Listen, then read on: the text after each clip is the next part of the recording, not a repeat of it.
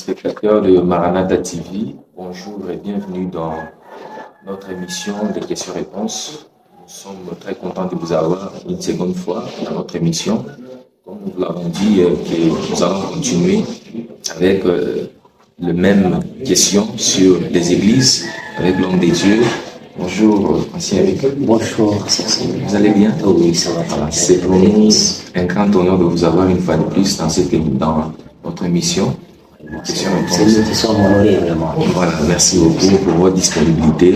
D'ailleurs, quelqu'un qui suivait cette émission, il m'a dit, comment se fait-il qu'Ancien Eric explique les choses bien? Il explique bien, je lui ai dit, bon, c'est un don du ministère qu'il a reçu du Seigneur Jésus-Christ. C'est la grâce de Dieu. Voilà, en tout cas, nous sommes vraiment bénis de votre pertinence dans l'annonce de l'évangile, de la manière dont vous répondez à nos questions. Merci. Nous allons continuer avec vous, toujours dans l'émission questions-réponses, avec quelques questions que nous avons conçues dans les églises. On a déjà parlé sur quelques églises. Il y a l'église, la première église d'Éphèse, l'église de Smyrne, l'église de Pergame, et aujourd'hui, nous allons nous focaliser sur la quatrième église, qui est l'église de Thyatire. Je vais vous laisser dans quelques minutes d'abord introduire sur la notion d'aujourd'hui. Voilà, merci vraiment pour la parole. Nous allons continuer toujours dans la même lancée que nous avions déjà commencé auparavant. Nous sommes en train de parler de ces églises. Nous avons dit que ce sont 7 églises. C'est 7 églises qui ont été bien sûr sur la terre à une certaine période ou à une certaine époque.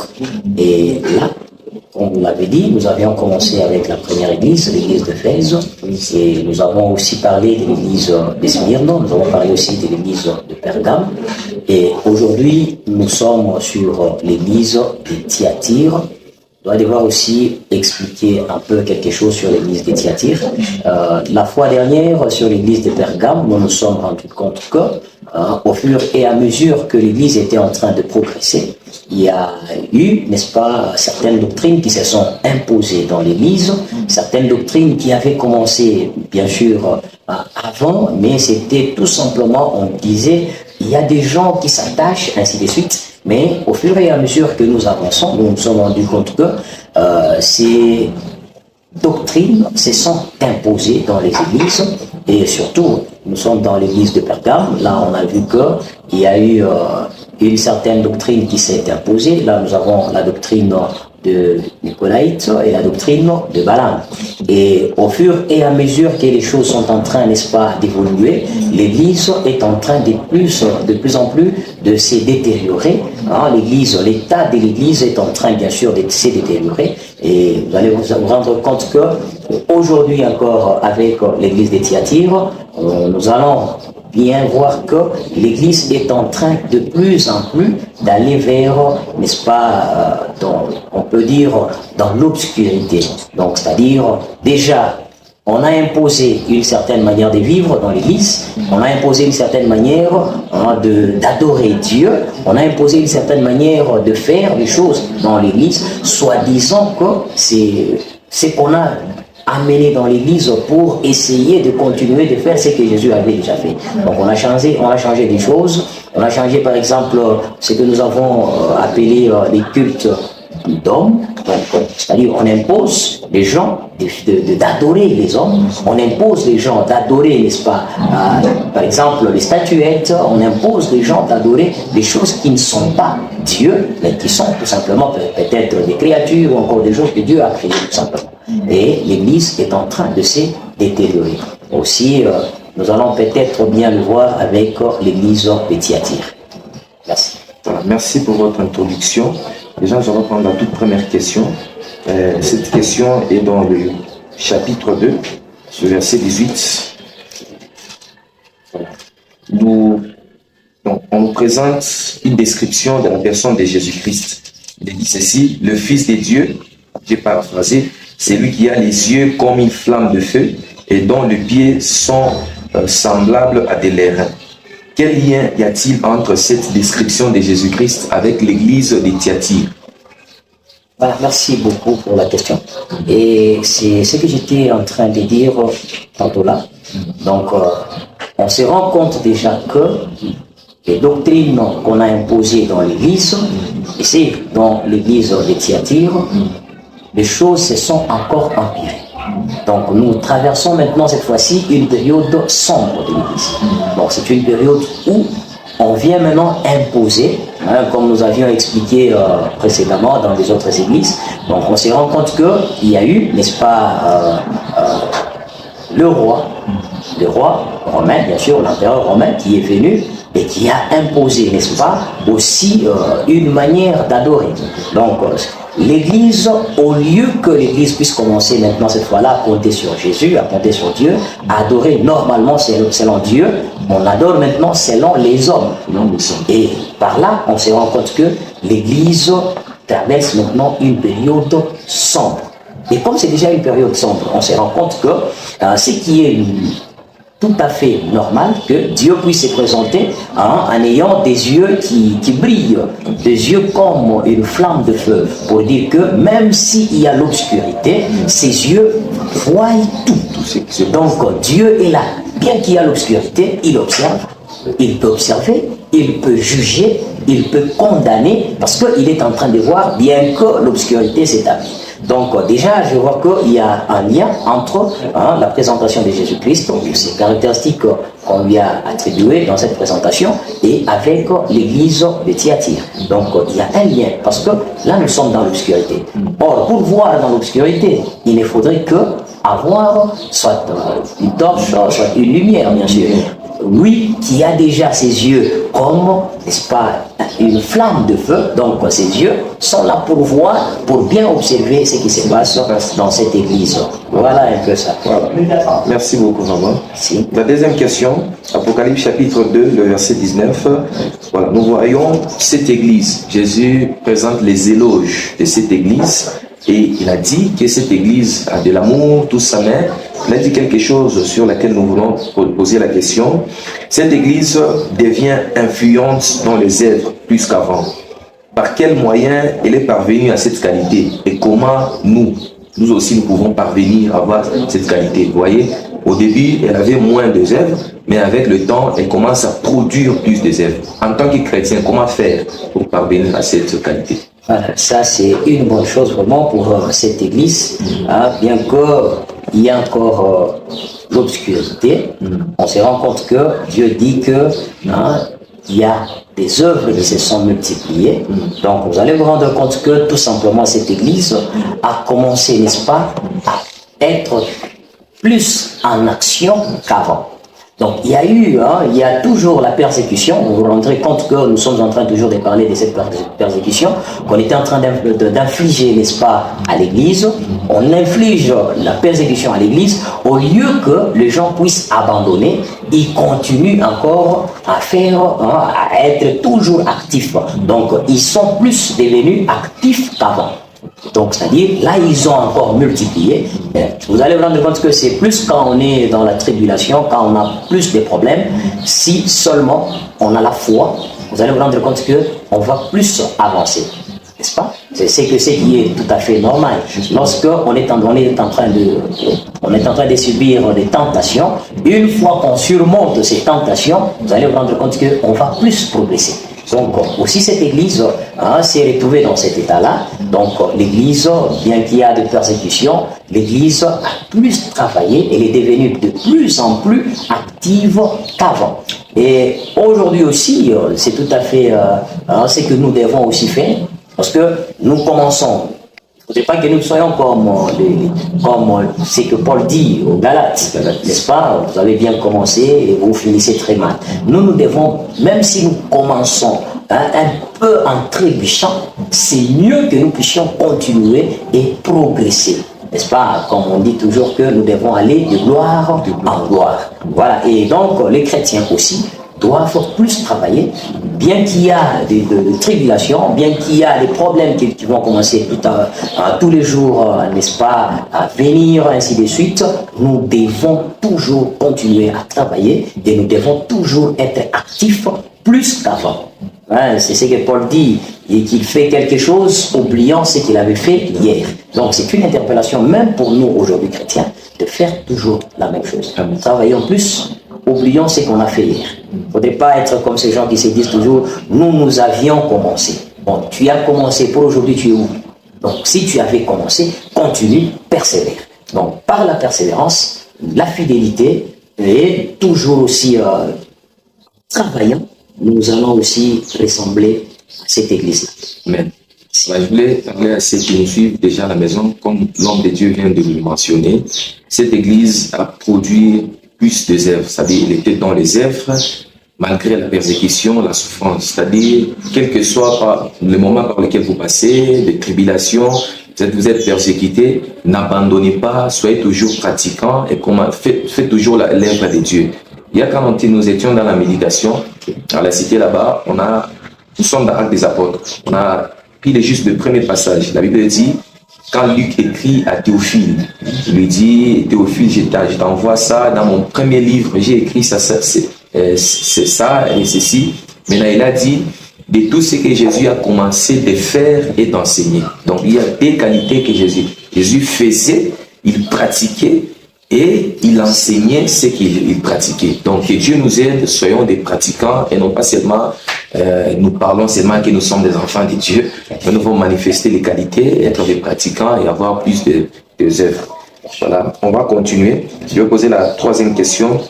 Il s'agit toujours de l'église de Thyatire. Nous voyons quelque chose, Jésus a reproché à cette église. Voilà, je vais lire. L'église de Thyatire est reprochée sévèrement d'avoir laissé la femme Jézabel, qui se dit prophétesse, enseigner et séduire. Mais là, la question que nous voulons poser, qui est-ce, c'est-à-dire Jézabel, qui est-ce dans cette église? Nous savons que c'est une femme d'un ancien roi d'Israël, Akab. Est-ce que c'est lié au ministère de la femme, cette reproche-là? C'est lié au ministère de la femme dans cette église? Voilà. Est-ce que c'est lié au ministère de la femme? Voyons d'abord ce que la Bible elle-même dit. On dit, nous sommes dans le verset 20, c'est-à-dire Apocalypse 2, verset 20. On dit, mais ce que j'ai contre toi, c'est que tu laisses la femme Jézabel, qui s'est dit prophétesse, enseigner et séduire mes serviteurs, pour qu'ils se livrent à l'impudicité et qu'ils mangent des viandes sacrifiées aux idoles. Voilà. Et voyons d'abord les caractéristiques qu'on a attribuées à cette femme. Vous voyez, on a dit, c'est une femme qui enseigne. On dit, elle s'est dit prophétesse, elle enseigne. Plus d'enseigner, plus de se dire prophétesse, elle séduit aussi les serviteurs. Vous voyez déjà. Et rentrons un peu dans l'histoire avec la femme Jézabel elle-même, n'est-ce pas? Donc la propriétaire du nom, le nom qu'on a emprunté, qu'on a donné à cette femme, qu'on a parlé dans l'église de Thyatire, dans la doctrine. Bien sûr, là c'est devenu maintenant une doctrine dans l'église de Thyatire. Regardez cette femme-là, la femme Jézabel. Nous savons bien sûr, nous savons qu'elle était femme d'Akab. Et elle était fille d'un roi et Sidon, bien sûr. Nous connaissons tous cette histoire. Regardez, lorsque cette femme est venue en Israël, c'est elle qui a poussé Israël et le roi Akab à aller adorer, n'est-ce pas, Baal, aller adorer, n'est-ce pas, c'est quoi, le dieu qu'eux ils appelaient des Astartés, ainsi de suite. C'est elle qui a fait même, n'est-ce pas, voyons déjà ces prophètes là-bas. Donc, ce sont ces prophètes qui étaient en train, n'est-ce pas, de servir les dieux que cette femme a amenés en Israël. Oui, déjà. Et Israël s'est souillé par l'idolâtrie. Nous avions dit l'autre fois que l'idolâtrie, sur le plan spirituel, c'est déjà une impudicité. C'est déjà l'adultère, nous pouvons même dire ça. Donc, Israël est allé se prostituer à d'autres amants, qui sont Baal, Astarté, consorts. Vous voyez déjà. Et donc, ici aussi, on dit que cette femme est en train aussi, c'est dit prophétesse, elle enseigne, mais aussi, elle séduit les serviteurs. Et si nous voyons bien, pour répondre à cette question, on va se rendre compte que plus quand on parle de Jézabel, la femme de Jézabel, d'abord nous faisons plus recours à ces enseignements qui sont très faux, n'est-ce pas, ces enseignements qui détachent les enfants de Dieu et les amènent vers l'idolâtrie, vers les autres dieux. Donc, c'est-à-dire, voyant déjà l'église de Thyatire, nous avons dit qu'il y a eu, c'est Rome maintenant qui impose, c'est Rome maintenant qui fait à ce que l'on puisse adorer de sa manière, vous voyez déjà. Donc, il y a eu un enseignement qui s'est établi dans Thyatire, dans l'église de Thyatire, mais qui est un faux enseignement. Et si nous voulons parler aussi de ministère de la femme, vous allez vous rendre compte que c'est dans, n'est-ce pas, ces systèmes d'enseignement faux, ou dans ces systèmes qu'on a institués, qui enseignent la fausse doctrine, c'est dans ces ministères-là qu'on pousse les gens, n'est-ce pas, à faire ce que la Bible n'a pas dit. Voilà. Nous pouvons prendre l'exemple. C'est avec l'avènement de Rome que l'Église a commencé, n'est-ce pas, à adorer, je veux dire déjà, à adorer Marie. Oui, déjà c'est une idolâtrie, c'est une prostitution. Donc, adorer Marie, bien maintenant on commence à adorer Marie, donc on impose aux gens d'adorer Marie. Or, la Bible ne demande pas d'adorer Marie. La Bible dit, entre l'homme, entre les hommes et Dieu, il n'y a qu'un seul médiateur. Le seul médiateur, c'est qui? C'est Jésus-Christ, homme. Donc, il n'y a que lui, n'est-ce pas, par qui nous devons passer pour que nous puissions lui donner tout ce que nous avons, c'est lui seul qui peut nous transmettre ce que nous lui disons à son Père. Il n'y a que ça. Vous voyez déjà. Et déjà, en faisant ça, c'est déjà une idolâtrie, c'est déjà ces faux enseignements qui fait que l'on puisse commencer à faire ça. Et de la même façon, aujourd'hui, il y a ce que nous appelons, comme vous l'avez dit, les ministères de la femme. Or, la Bible dit, qu'est-ce que la Bible dit? La Bible dit que la femme puisse se taire.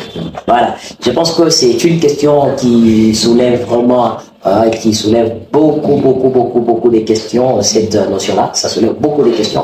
Et il y a des gens qui défendent farouchement le ministère de la femme. La femme doit prêcher parce que Dieu a dit. Voilà. Les femmes pasteurs aujourd'hui, il y en a. On dit parce que Dieu a dit, il y a plus de Grecs, il n'y a plus ni de Juifs, il n'y a plus d'esclaves. Nous sommes tous, n'est-ce pas, des enfants de Dieu, bien sûr. Comme nous sommes tous des enfants de Dieu, nous devons aussi travailler. Attention, la Bible n'a pas changé.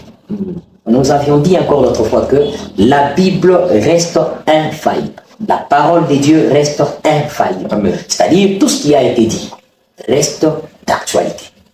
On a demandé à la femme de ne pas prêcher. Il n'y a pas de femmes qui doivent prendre l'autorité sur les hommes, n'est-ce pas? Et donc, si toi tu veux le faire, tu le fais. Mais Dieu, lui, n'a pas demandé ça. Donc, si tu le fais et que tu penses que nous devons laisser les femmes prêcher parce que c'est dans notre doctrine, il n'y a pas de problème. Laissez ces femmes prêcher, laissez ces femmes prendre de l'autorité sur les hommes, mais la Bible, elle condamne cela. Et je pense que si l'Esprit de Dieu demeure encore en nous, et si l'Esprit de Dieu nous aide à comprendre sa parole, elle va aussi nous aider à comprendre à ce que la femme n'est pas autorisée à prêcher. Voilà un peu ça. Et donc, vous voyez que plus quand on parle de la femme Jézabel, nous pensons plus que c'est cet enseignement qui n'est pas vrai, cet enseignement qui n'est pas l'enseignement de Dieu, qui n'est pas l'enseignement que Jésus-Christ a laissé. Donc, des faux enseignements, ce sont ces faux enseignements qui nous amènent les femmes pasteurs, ce sont ces enseignements qui nous amènent l'idolâtrie. Il y a partout, on voit, il y a des statuettes qu'on doit adorer, n'est-ce pas? Et je pense qu'aujourd'hui encore, ça continue, l'idolâtrie continue à un peu prendre de la place dans des églises. Je vois certaines églises où on entre dans une église, il y a une grande photo du pasteur devant. Bon, et les autres aussi, ils se permettent de prendre les photos de leur pasteur, n'est-ce pas, pour commencer à porter comme des badges, par exemple. Voilà, ça c'est une idolâtrie. Ça c'est ce qu'on appelle de culte d'homme. Donc c'est-à-dire, on s'attache plus aux hommes qu'à Jésus-Christ. Vous voyez déjà? Donc dans l'église, celui qui doit être représenté, ce n'est que Jésus-Christ. Pas des photos des gens, pas même une photo pour dire que c'est lui notre représentant légal. Non. Il n'y a pas la place d'un représentant légal dans l'église. Il n'y a que la place de Jésus-Christ comme Seigneur et Sauveur. puisque notre émission est tournée dans le sens de l'évangélisation et d'apporter la lumière à ceux qui nous regardent chaque fois, qu'est-ce que vous pouvez dire à quelqu'un, regardant dans la caméra, quelqu'un qui est dans une église, par exemple comme aujourd'hui dimanche, il était dans une église où il y a eu des photos, tout ça. Qu'est-ce que vous pouvez dire à la personne qui nous regarde? Voilà, nous pouvons tout simplement demander à cette personne qui nous regarde en ce net moment, et si par exemple tu t'es retrouvé aussi aujourd'hui, comme nous venons de le dire, dans une église où, n'est-ce pas, tu as vu qu'on a déjà mis des photos là-dedans, des photos, je ne sais pas, de qui, du pasteur, représentant légal, ainsi de suite. Moi, je te demanderai tout simplement de quitter cette église, de chercher normalement la face de Dieu. Prie Dieu, que Dieu puisse t'orienter là où tu vas aller adorer. Vous allez vous rendre compte que le diable est plus rusé. Il utilise plusieurs techniques pour envoûter les gens, pour initier les gens sans qu'eux-mêmes puissent même le vouloir. Donc, je te demanderai tout simplement de quitter. C'est le mieux que je puisse te le dire, c'est de quitter tout simplement. Et je te demanderai aussi à toi qui nous suis, si par exemple tu te rends compte aussi que dans ton église, là où tu pries, et tu pries, n'est-ce pas, dans une église où nous avons une femme, comme on dit toujours, une femme pasteur. Si tu veux rester, ça n'engage que toi. Mais moi, le conseil que je peux te donner, c'est que la Bible, elle, interdit à ce que la femme puisse prendre de l'autorité sur l'homme. Comme la parole, elle est, n'est-ce pas, comme j'ai dit, elle est infaillible, elle reste, elle demeure telle qu'elle est. Donc, c'est-à-dire, même si toi tu veux rester là-bas, ça n'engage que toi. Mais lui, Jésus-Christ, veut que la femme ne puisse pas prêcher. Alors, je te demanderai aussi, toi aussi, cherche une autre église, il n'y a pas seulement cette église-là. Et je pense que ça sera une bonne chose pour toi si tu peux trouver une église où on adore normalement notre Seigneur Jésus-Christ et où on respecte la loi de Dieu du début jusqu'à la fin. Amen. Merci. Merci, Papa Eric. On continue. Merci. Je vais prendre une autre question. D'abord, je vais lire Apocalypse chapitre 2, de verset 24 jusqu'au verset 25. Il est dit: à vous, à tous les autres des Thyatire, qui ne reçoivent pas cette doctrine et qui n'ont pas connu les profondeurs de Satan, comme il les appelle, je vous dis, je ne mets pas sur vous d'autres fardeaux, seulement ce que vous avez, retenez-les jusqu'à ce que je vienne. La question, on exhorte au reste de l'église de Thyatire, on les exhorte à être, Jésus ne leur pas donne d'autres fardeaux, mais il les exhorte à garder ce qu'ils ont jusqu'à ce que Jésus revienne. Quelle est la chose? De quoi s'agit-il, ce qu'ils doivent garder? Voilà. Là, on demande à ces gens ici de Thyatire, vous voyez que c'est vraiment une bonne chose parce que bien que nous avons dit que l'église est dans l'obscurité, il y a des gens qui sont toujours, on peut dire, toujours dans la lumière. Donc, bien qu'il y a eu des pratiques qui ne sont pas conformes à la parole de Dieu, qui se passent dans cette église ou qui s'est passé dans cette église, mais on se rend compte qu'il y a un groupe de gens, n'est-ce pas, qui n'arrivent pas à adhérer à ces doctrines-là, adhérer à ce que les autres, n'est-ce pas, sont en train de faire. Déjà, c'est une très bonne chose. Maintenant, vous allez vous rendre compte que quand on a dit qu'est-ce que Dieu leur demande, n'est-ce pas, de garder. Déjà, c'est qu'ils sont la vérité, c'est-à-dire Jésus-Christ comme étant le seul Seigneur et Sauveur. C'est déjà une grande chose. Vous voyez déjà? Et si déjà on garde cette vérité, c'est-à-dire en gardant la parole de Dieu, on garde la foi. Oui, n'est-ce pas? C'est-à-dire on ne va pas aller en dehors de Jésus-Christ. Donc déjà, si nous avons la parole de Dieu, nous l'avons comprise, nous l'avons, n'est-ce pas, en nous, nous la vivons et nous la retenons, nous allons bien sûr hériter le royaume des cieux. Et donc, le moment viendra où Jésus-Christ va voir, bien sûr, que nous avons gardé sa parole. N'est-ce pas? Il est dit dans la parole du Seigneur Jésus-Christ que si nous gardons les commandements de notre Dieu, n'est-ce pas, il demeure. Donc, si nous les gardons, nous gardons les commandements de notre Dieu, et les gens de dehors verront bien sûr que, n'est-ce pas, ces gens sont les disciples de Dieu. Et c'est par là que Jésus a dit que si nous gardons sa parole, nous sommes ses enfants.